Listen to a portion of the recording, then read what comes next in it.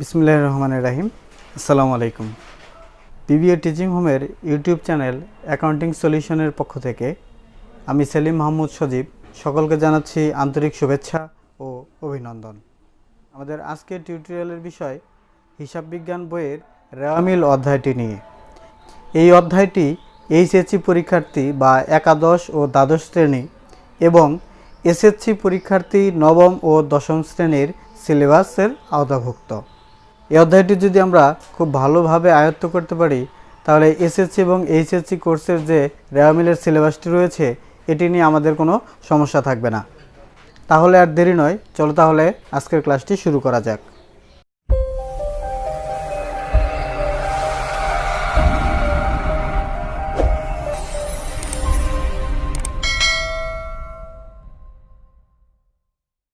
আমাদের আজকের ক্লাসের আলোচ্য বিষয় হচ্ছে রেওয়ামিল নিয়ে। বিগত ক্লাসে আমরা রেওয়ামিল সম্পর্কে বিস্তারিত আলোচনা করেছিলাম। গত লেকচারের কিছু সারাংশ আমি তোমাদের সামনে তুলে ধরছি। রেওয়ামিল মূলত কোনো হিসাব নয়, এটি হচ্ছে কেবলমাত্র হিসাবের গাণিতিক শুদ্ধতা, অর্থাৎ হিসাবটি সঠিকভাবে করা হয়েছে কিনা এর শুদ্ধতা বা এর সত্যতা যাচাই বা নিরূপণ করা। অর্থাৎ হিসাবের গাণিতিক শুদ্ধতা যাচাই করার জন্য যে তালিকা তৈরি করা হয় তাকে আমরা রেওয়ামিল বলে থাকি। রেওয়ামিল তৈরি করার জন্য বেশ কিছু নিয়ম এবং রুলস রয়েছে, যা আমি আমার বিগত ক্লাসে উল্লেখ করেছিলাম। বিগত ক্লাসটি যারা করতে পারোনি তারা এই ভিডিওর উপরে আই বাটনে ক্লিক করে আগের ভিডিওটি দেখে নিতে পারো। রেওয়ামিলের রুলসগুলো কিভাবে অঙ্কে প্রয়োগ করতে হয় আমরা আজকে একটি উদাহরণের মাধ্যমে তা প্রয়োগ করব। চলো তাহলে প্রশ্নটি দেখা যাক। প্রশ্নের শুরুতে বলা আছে ভেনাস গ্রুপের 2020 সালের 30 জুন তারিখের খতিয়ানের উদ্বৃত্তগুলো নিম্নরূপ। আমরা দেখতে পাচ্ছি এখানে প্রায় 18টি খতিয়ানের উদ্বৃত্ত উল্লেখ করা রয়েছে। নিচে বলা আছে উপযুক্ত খতিয়ানের উদ্বৃত্ত থেকে একটি রেওয়ামিল প্রস্তুত করে দেখাও। এই খতিয়ানের উদ্বৃত্ত থেকে কিভাবে একটি পূর্ণাঙ্গ রেওয়ামিল প্রস্তুত করতে হয় আমরা এখন সেটি দেখব। রেওয়ামিল প্রস্তুত করতে হলে শুরুতে আমাদেরকে একটি রেওয়ামিলের ছক বা ঘর আঁকতে হবে। রেওয়ামিলের ছকটি অনুরূপভাবে জাবেদার ছকের মতোই 5টি কলামে বিভক্ত, কিন্তু বিবরণের ঘরে নামগুলো একটু পরিবর্তন করে লিখতে হয়। তোমরা বোর্ডে দেখতে পাচ্ছ এখানে 5টি কলাম বিশিষ্ট একটি ছক কাটা আছে। প্রথম ঘরে লিখতে হয় ক্রমিক নং, অর্থাৎ এখানে যে নম্বরগুলো দেওয়া আছে এগুলো ক্রমান্বয়ে লিখতে হবে। এরপর হচ্ছে হিসাবের নাম, প্রত্যেকটা খতিয়ানের উদ্বৃত্তই হচ্ছে এক একটি হিসাব, আমরা এখানে হিসাবের নামগুলো লিখব। এই ঘরের নাম হচ্ছে খতিয়ান পৃষ্ঠা, অর্থাৎ খতিয়ানের কত নম্বর পৃষ্ঠা থেকে এই উদ্বৃত্তগুলো আসবে সেই পৃষ্ঠা নম্বর এখানে বসে। এরপর আসে ডেবিট টাকা। প্রশ্নে আমরা অনেকগুলো খতিয়ানের উদ্বৃত্ত দেখতে পাচ্ছি, কিন্তু এই উদ্বৃত্তগুলো কোনটা ডেবিট উদ্বৃত্ত আবার কোনগুলো ক্রেডিট উদ্বৃত্ত এগুলো কিন্তু এখানে বিভাজন করে দেওয়া নাই, কিন্তু আমাদেরকে এখান থেকে বিভাজন করে লিখতে হবে। দুটি ভাগে ভাগ করতে হবে, একটি হচ্ছে ডেবিট পক্ষ আর একটি ক্রেডিট পক্ষ।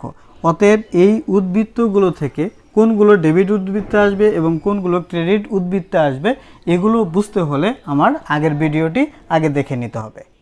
এখন আমরা সরাসরি অঙ্কে চলে যাব। প্রশ্নের শুরুতে দেওয়া আছে মূলধন। আমরা ক্রমিক নংয়ের ঘরে 1 নম্বর দেব এবং এখানে লিখে দেব মূলধন। হিসাবের নাম এখানে আমরা মূলধন লিখে দিলাম। টাকা দেওয়া আছে 20,800 টাকা। প্রশ্ন হচ্ছে এই টাকাটা আমরা এই ঘরে বসাবো নাকি এই ঘরে বসাবো। গত ক্লাসে আমরা আলোচনা করেছিলাম, আমরা জানি মূলধন হচ্ছে মালিকানা সত্ত্ব, মালিকানা সত্ত্ব বসে রেওয়ামিলের ক্রেডিট পাশে, তাহলে আমাদেরকে টাকাটা লিখতে হবে রেওয়ামিলের ক্রেডিট ঘরে। উল্লেখ্য যে আবার বলে দিচ্ছি হিসাব সমীকরণ হচ্ছে A = L + E। এ অর্থ হচ্ছে অ্যাসেটস মানে সম্পদ, সম্পদ সবসময় ডেবিট দিকে লিখতে হয়, এবং এল হচ্ছে লাইবিলিটি মানে দায়, এবং ই হচ্ছে ইকুইটি মালিকানা সত্ত্ব। এই দুটি আইটেম সবসময় ক্রেডিট হয়। এছাড়াও রয়েছে আরও দুটি আইটেম, একটি হচ্ছে R = রেভিনিউ অর্থাৎ আয়, এবং EX অর্থাৎ এক্সপেন্স অর্থাৎ ব্যয়। এই এক্সপেন্সগুলো হয় ডেবিট এবং রেভিনিউ আরগুলো হয় ক্রেডিট। এর বিস্তারিত আলোচনা আমি আগের ক্লাসে দিয়ে দিয়েছি, তাই এখন আর এর বিস্তারিত আলোচনা করছি না। দ্বিতীয়তে আসো, লেখা আছে প্রাপ্য হিসাব। প্রাপ্য হিসাব আমরা জানি এটি হচ্ছে একটি সম্পদ, আর প্রাপ্য হিসাব সম্পদ, তাই সম্পদ সবসময় ডেবিট হয়। এই টাকাটা আমরা ডেবিট ঘরে লিখব 13,000। এরপর আছে ব্যাংক জমা অতিরিক্ত, অর্থাৎ ব্যাংকে জমানো টাকার অতিরিক্ত যখন উত্তোলন করা হয় তখন সেটা ঋণে পরিণত হয়ে যায়, আর ঋণ সবসময় ক্রেডিট হয়, তাই ব্যাংক জমা অতিরিক্ত টাকাটা আমরা ক্রেডিট দিকে লিখব। এবার আসো ক্রয় খতিয়ানের জের।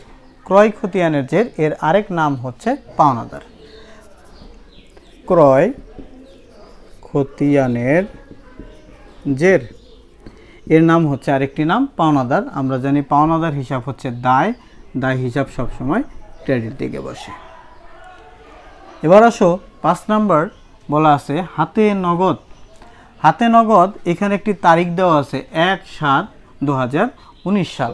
প্রশ্নে আমাদের একটি ডেট দেওয়া আছে 2020 সালের 30 জুন, সমাপ্ত বছরের, এই হচ্ছে উদ্বৃত্ত, অর্থাৎ আমাদের অঙ্কটি শেষ হয়েছে 2020 সালের 30 জুন।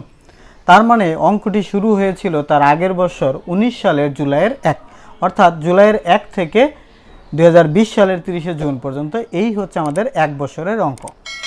এখানে আমরা হাতে নগদ দেখতে পাচ্ছি 1 জুলাই 2019, অর্থাৎ এটি হচ্ছে প্রারম্ভিক হাতে নগদ, অর্থাৎ বছরের শুরুতে ছিল। শুরুতে যদি থাকে তাহলে আমরা তাকে প্রারম্ভিক বলে থাকি। হাতে নগদ হচ্ছে একটি সম্পদ। আমরা একটি রুলস বা নিয়ম জানি, যদি কোনো সম্পদ প্রারম্ভিক থাকে তবে সেটি রেওয়া মিলে আসবে না। তাহলে সেই নিয়ম অনুযায়ী যেহেতু হাতে নগদ প্রারম্ভিক রয়েছে, কোনো সম্পদ প্রারম্ভিক থাকলে আসবে না, তাই আমরা এটি কেটে দিলাম, এটি নেওয়া যাবে না। এরপরে আছে ব্যাংক জমা। এটি একটি সম্পদ, কিন্তু এখানে একটি তারিখ দেওয়া আছে সমাপনী ডেট 30/6/2020 সাল, অর্থাৎ আর্থিক বছরের সমাপনী। আমরা তো জানি যে প্রারম্ভিক সম্পদ এবং দায় রেওয়া মিলে আসে না, কিন্তু সমাপনী সম্পদগুলো রেওয়া মিলে আসবে। যেহেতু ব্যাংক জমা 30 তারিখ দেওয়া আছে, মানে মাসের বা বছরের শেষ তারিখ, তাহলে এটি রেওয়া মিলে আসবে। তাহলে আমরা 5 নাম্বার দিয়েই লিখব ব্যাংক জমা। ব্যাংক জমা হচ্ছে সম্পদ, তাই এটিকে ডেবিট করতে হবে। টাকা হচ্ছে 2200 টাকা। এবার আসো 7 নাম্বার সমন্বিত ক্রয়, কিন্তু আমাদের এখানে হচ্ছে 6 নাম্বার সমন্বিত ক্রয়। সমন্বিত ক্রয় কি? পণ্য ক্রয় করলেই ক্রয় হয়ে যায়, কিন্তু সমন্বিত ক্রয় কি? সমন্বিত ক্রয় হচ্ছে পূর্বের বছরের ক্রয়কৃত করা যদি কোনো পণ্য থেকে থাকে, তার সাথে নতুন পণ্য ক্রয় যোগ করে এবং সমাপনী বা হাতে রয়ে গেছে অব্যবহৃত এরকম কোনো সম্পদ, সেটি যদি আমরা বিয়োগ করে দেই, তাহলে যে পরিমাণ পণ্য বা ক্রয় পাওয়া যাবে তাকে আমরা সমন্বিত ক্রয় বলে থাকি। সমন্বিত ক্রয় এটি হচ্ছে খরচ, তাই এটিকে ডেবিট করতে হয়। সমন্বিত ক্রয় দেওয়া আছে 25,000 টাকা, তাই ডেবিট দিকে বসবে 25,000 টাকা। এরপরে রয়েছে বিক্রয়। 7 নাম্বার দিয়ে লিখবো আমরা বিক্রয়। বিক্রয় করলে টাকা আসে, বিক্রয় হচ্ছে আয়, আয় সবসময় ক্রেডিট হয়, তাই টাকা বসবে ক্রেডিট দিকে 1 লক্ষ টাকা। এরপর রয়েছে আমাদের সমাপনী মজুত পণ্য। রেওয়া মিলের নিয়ম অনুযায়ী আমরা জানি সমাপনী মজুত পণ্য রেওয়া মিলে আসে না, কিন্তু এই অঙ্কে আমাদেরকে সমাপনী মজুত পণ্য নিতে হবে। এর কারণ হচ্ছে সমাপনী মজুত পণ্য কখনো আসে না, এটা ঠিক আছে, কিন্তু কখন আসে? প্রশ্নে যদি সমন্বিত ক্রয় এই শব্দটি থাকে, সেই ক্ষেত্রে সমাপনী মজুত পণ্য রেওয়া মিলের ডেবিট দিকে আসবে, কিন্তু তখন প্রারম্ভিক মজুত পণ্য যদি প্রশ্নে থাকে সেটি নেওয়া যাবে না। তাহলে রুলস অনুযায়ী সমাপনী মজুত পণ্য আমাদেরকে নিতে হচ্ছে। আমরা লিখব সমাপনী মজুত পণ্য, এটি সম্পদ, তাই ডেবিট দিকে লিখতে হবে। লিখলাম 15,000 টাকা। এরপর রয়েছে সুনাম। সুনাম হচ্ছে প্রতিষ্ঠানের একটি সম্পদ, সুনাম সবসময় ডেবিট হয় 12,000 টাকা। এরপর রয়েছে আমাদের ব্যাংক জমার সুদ, অর্থাৎ ব্যাংকে জমানো টাকা সুদ। ব্যাংকে জমানো টাকার উপর যদি আমরা সুদ পাই, এটি হচ্ছে আমাদের জন্য আয়। আয় সবসময় ক্রেডিট হয়, তাই টাকাটা ক্রেডিট পাশে লিখে দিব 700 টাকা। এবার আসো প্রারম্ভিক মজুত পণ্য। একটু আগে যে কথাটা বললাম যে অঙ্কে যদি সমন্বিত ক্রয় থাকে তাহলে সমাপনী মজুত পণ্য রেওয়া মিলে আসে, সেই ক্ষেত্রে প্রারম্ভিক মজুত পণ্য রেওয়া মিলে আসবে না, তাহলে এটি আমরা নিচ্ছি না। এরপর রয়েছে সমাপনী মণিহারি।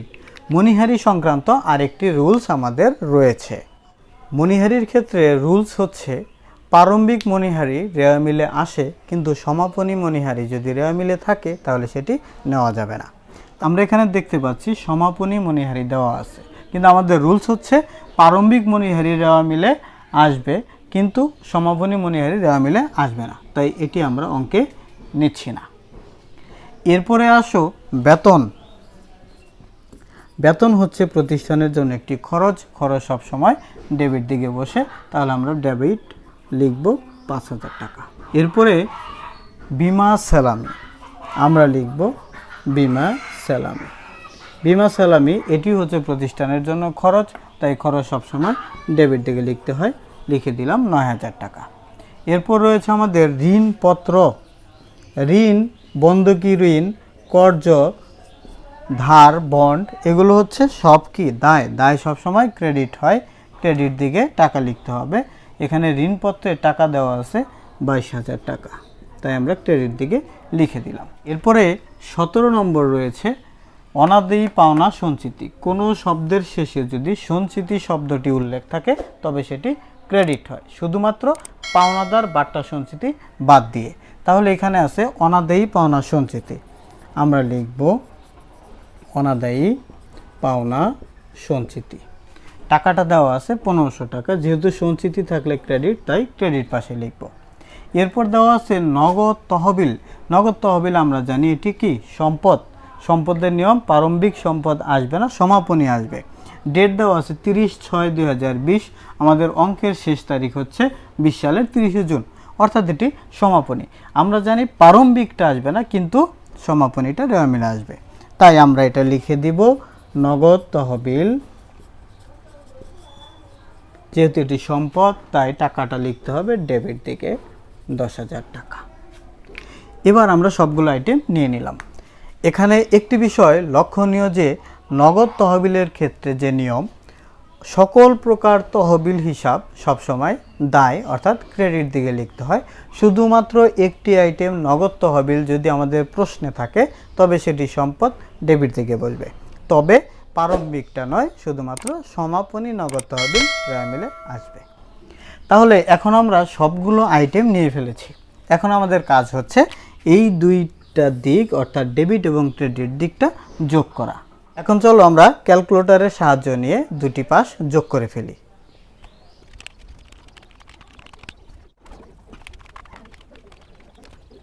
আমরা ক্যালকুলেটরের সাহায্য নিয়ে উভয় পাশটি যোগ করে ফেলেছি। রেওয়া মিলের নিয়ম হচ্ছে সবসময় ডেবিট এবং ক্রেডিট উভয় পাশটি যোগফল সমান হবে, কিন্তু এখানে দেখতে পাচ্ছি আমরা ক্রেডিট দিকের যোগফল হয় 1,63,000 এবং ডেবিট দিকে হচ্ছে 91,200 টাকা। এখানে আমাদের অনেকটা ডিফারেন্স হয়ে গেছে, কিন্তু রেওয়া মিলে এই পার্থক্যটি রাখা যাবে না। আমাদের পরীক্ষায় যে প্রশ্নগুলো থাকবে তার অধিকাংশ প্রশ্নে এরকমটা আসতে পারে, অর্থাৎ উভয় পাশ সমান নাও হতে পারে, কিন্তু রেওয়া মিলের নিয়ম অনুযায়ী দুই পাশটা কখনোই কি অসমান রাখা যাবে না। তাহলে আমাদের কি করণীয়? তাই আমি বলবো যে যোগফল করেই আমরা এইভাবে যেন পরীক্ষার হলে না বসাই। আগে আমরা উভয় পাশ যোগ করে আলাদাভাবে দেখব যে আসলে দুই পাশটা সমান হয় কিনা। যদি সমান হয় তাহলে বাস দুই পাশে লিখে আমরা ডাবল ক্লোজ করে দিয়ে অঙ্ক শেষ করে দেব। কিন্তু যদি অসমান হয় তাহলে আমরা আগেই ফলাফল লিখব না। আগে আমরা খেয়াল করব যে উভয় পাশের মধ্যে কোন পাশের যোগফলটা আমাদের সবথেকে বড়। বড় যে পাশটা হবে সেই পাশটা আমরা শুধু লিখব, ছোট পাশটা আমরা লিখব না।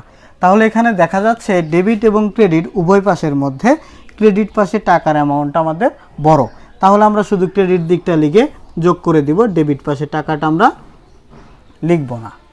আমরা এই ক্রেডিট পাশের যোগফলটি আবার ডেবিট পাশে নিয়ে এসে ডাবল ক্লোজ করে দেব, তাই আমরা লিখলাম 1,63,000। এবার এই 1,63,000 থেকে এই উপরের ডেবিটের যত অ্যামাউন্ট রয়েছে সবগুলো বিয়োগ করে দেব। আমরা যদি 1,63,000 থেকে সবগুলো টাকা বিয়োগ করে দেই তাহলে আমাদের পার্থক্য চলে আসে ৭১,৮০০ টাকা। এই ৭১,৮০০ টাকা এটাকে নাম দিতে হবে অনিশ্চিত হিসাব। অনিশ্চিত হিসাব অর্থাৎ এই অনিশ্চিত হিসাবের টাকা হচ্ছে এটি। আর যোগফল এখন কি আমাদের উভয় পাশটা সমান হয়ে গেল, এটার নাম আমরা মোট লিখে দিতে পারি। এটা হচ্ছে আমাদের মোট টাকা। তাহলে এইভাবে আমরা প্রত্যেকটা রেওয়া মিলের উভয় পাশ সমান করে দেব। যদি প্রশ্নের খতিয়ানের উদ্বৃত্তগুলো দিয়ে উভয় পাশ আপনা আপনিই সমান হয়ে যায় তাহলে আমাদেরকে অনিশ্চিত হিসাব লিখতে হবে না, উভয় পাশ যোগ করে শেষ করে দেব। আর যদি আমাদের উভয় পাশের কোনো পাশে গড়মিল হয়ে যায় তাহলে আমরা এই পদ্ধতির মাধ্যমে অনিশ্চিত হিসাব লিখে রেওয়া মিলের যোগফলগুলো সমান করে দেব। এই অঙ্কটাতে আমরা দেখতে পেলাম ক্রেডিট পাশটা আমাদের বড় হয়েছে, তাই অনিশ্চিত হিসাব আমরা ডেবিট দিকে লিখেছি। কিন্তু আমাদের কোনো অঙ্কে যদি আবার ডেবিট পাশটাই বড় হয়ে যায় তাহলে আমরা ক্রেডিট দিকে নিয়ে এইখানে আমরা অনিশ্চিত হিসাবটা দেখাবো। আশা করব যারা আমার রেওয়া মিলের প্রথম ক্লাসটি খুব ভালোভাবে মনোযোগ সহকারে দেখেছো, আজকের এই অঙ্কটির মাধ্যমে কিভাবে সেই রুলসগুলো প্রয়োগ করতে হয় এটি বোঝার জন্য নতুন করে তোমাদের আর কোনো বই গাইড ফলো করতে হবে না। এই ক্লাসের পরেও যদি কারো অঙ্কে কোনো সমস্যা থাকে বা আরও কোনো কিছু জানার থাকে তাহলে অবশ্যই তোমরা আমার সাথে যোগাযোগ করতে পারো। আমি আমার সাধ্যমতো চেষ্টা করব তোমাদের সাথে থাকার জন্য। আমার সাথে যোগাযোগ করার লিংক আমি আমার ভিডিওর ডেসক্রিপশন বক্সে দিয়ে দিব। আজকের অনলাইন ক্লাসে এতক্ষণ সময় আমার সাথে দিয়ে আমাকে সাহায্য করার জন্য সকলকে অসংখ্য ধন্যবাদ জানাচ্ছি। সেই সাথে সকলের সুস্বাস্থ্য কামনা করে আজকের এই অনলাইন ক্লাস এখানেই শেষ করছি। ভালো থাকো, সুস্থ থাকো, আল্লাহ হাফেজ।